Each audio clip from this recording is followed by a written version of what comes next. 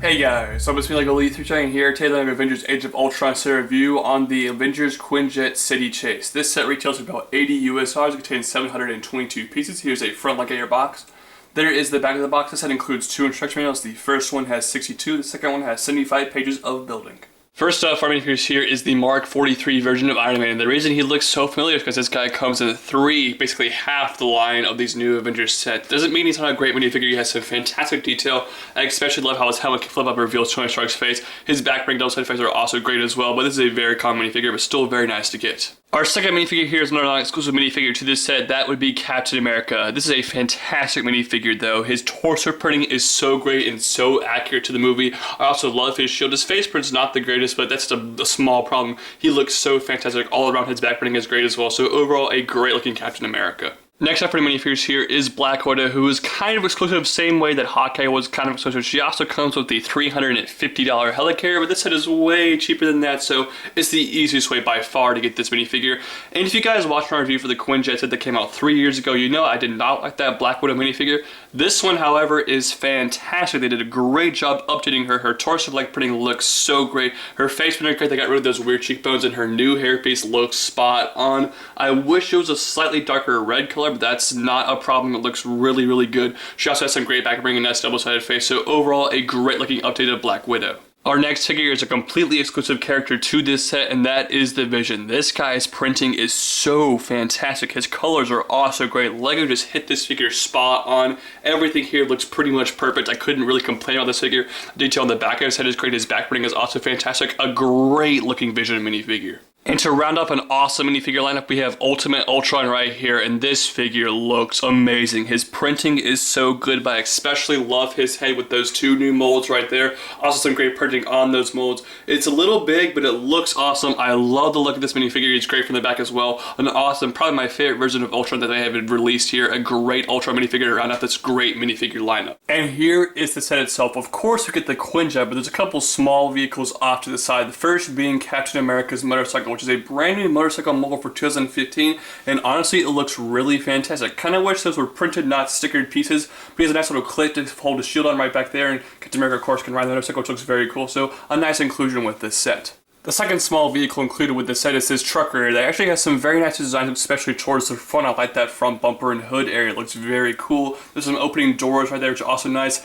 Interestingly, though, this set doesn't really come with a driver for this truck, and I'm assuming Ultron's not really going to be driving the truck, so not sure who's supposed to be driving here, but it's still pretty interesting. From the back, there's also some great play features. The first one is definitely the lamest play feature of this set. Is basically you can lift this part of the truck up right here. You can stick Ultron or whoever the heck you want to go on right there, which looks really silly by itself. And then of course you could super jump into him with whatever minifigure you want and try to knock him out. What a lame, dumb play feature. It just looks stupid. It's a silly forced thing. I don't get this at all. But the cool play feature of this truck is that by pushing on this piece right here, you make the whole thing blow up, which is actually very exciting, a very cool play feature. And then you had this little pod piece here that can kind of come out, and this is where you're going to be keeping the Vision. It's a cool little pod, nice little design. I love that blowing up feature. That's a really great play feature for this truck. And now we can go into the main build set, the Quinjet itself. This thing looks fantastic. I especially love the color scheme here of the dark blue and the white. Those 2 colors bounce off each other very well. A great looking Quinjet. The front cockpit here can actually move up and down, which is a pretty cool feature, and of course you can lift this part up to reveal the interior right here, where you can fit 1 minifigure to pilot the Quinjet, which is very cool. That brings us to the side wing parts right here. This design is very reminiscent of the Milano from last year. Great design, however. These parts here can move up and down, which is very cool. You can also move these parts, which is pretty nice. There's also some stud shooters up top that work pretty well, which is a nice feature for this set. I especially love these flaps back here. These things can move and be readjusted in nice positions, which is really cool. At the back here, you can access the small interior of the Quinjet. This part here lifts down, this part can actually lift up. And inside here, you have almost nothing besides some clips to hold some guns, a fire hydrant, and a wrench. You can also see some of the play features being activated. I'll show you what those do in just a second.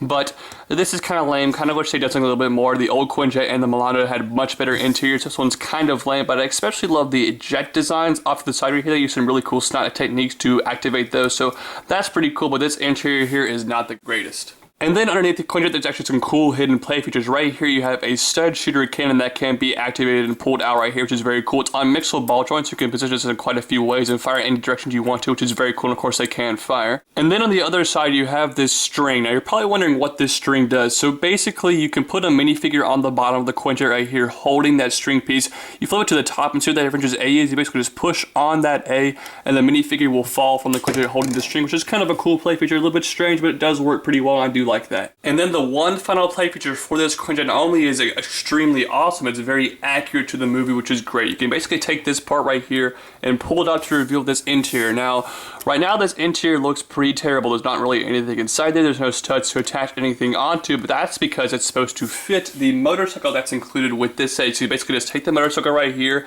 and it'll fit perfectly down into the interior of the Quinjet, which is very cool. And you guys probably see this is coming if you've seen the trailer of the movie. You push on this piece right here, and it will launch the motorcycle out from underneath the Quinjet. A great play feature. I kind of wish the motorcycle could, possibly land on its feet, but that's kind of impossible really to, maneuver with Lego. But this is a great play feature, accurate to the movie, and it's so awesome and great design on Lego's part. Alright guys, final verdict here on the Avengers Quinjet City Chase. The Quinjet that was released in 2012 to this day is probably my favorite Marvel Lego set that's ever been released, not counting the Helicarrier. And so this set had a lot to live up to, and I don't think it quite meets that set's potential. However, this is still a fantastic looking Quinjet. The playability here is great, and the minifigure lineup here is probably one of the best minifigure lines I've seen in a set in quite some time.